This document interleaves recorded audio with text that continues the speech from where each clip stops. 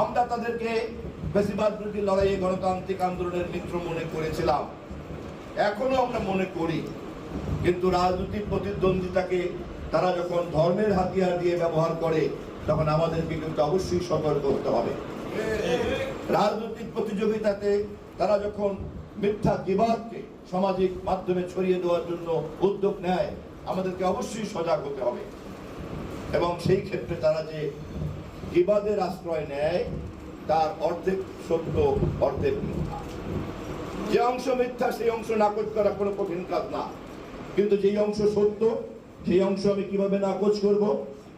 যদি প্রমাণ হয় সাইদুল আলম সেন্টু টেলিফোনে গালাগালি করেছে, চান্দা চেয়েছে, চান্দাবাজি করেছে, অপরাধ করেছে, টেলিফোন যদি এই এভিডেন্স থাকে, তাহলে সেটা আমরা কিভাবে মোকাবেলা করব? কোন উপায় আছে মোকাবেলা করার? আমাদের মধ্যে এটা কেউ ভুলে করতে পারে, আবার কেউ কেউ পেশাগতভাবে এই কাজ করে, এবং এই অপরাধ করার জন্য তার একটা রাজনৈতিক পরিচয় দরকার। সেই কারণে সে ছাত্র দল, যুব দল, স্বেচ্ছাসেবক দল করে। কোথায়, কখন, কোথায় সেই সম্ভাবনা?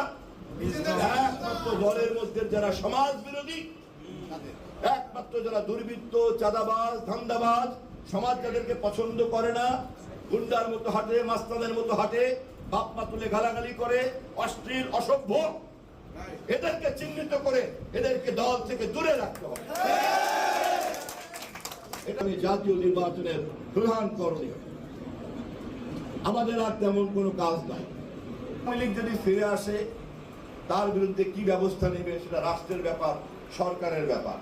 তবে একটা গণতান্ত্রিক রাজনৈতিক দল হিসাবে আমরা মনে করি, যারা অপরাধ করেছে, যারা টিপু কবিরকে হত্যা করেছে, যারা সাইদকে হত্যা করেছে, হাজার হাজার আন্দোলনের কর্মীকে হত্যা করেছে, যারা কারাগারে নিক্ষেপ করেছে, মিথ্যা মামলা দিয়েছে, যারা আমাদের নেতা ইলিয়াস আলীকে এখনো গুম করেছে, লাশ ফেরত পায় নাই তার সন্তানরা, এই ধরনের জঘন্য অপরাধের সঙ্গে জড়িত আওয়ামী লীগের নেতা কর্মীদের অবশ্যই কারাগারে নিক্ষেপ করতে হবে, বিচার করতে হবে, আইনের আওতায় আনতে হবে, শাস্তি দিতে হবে।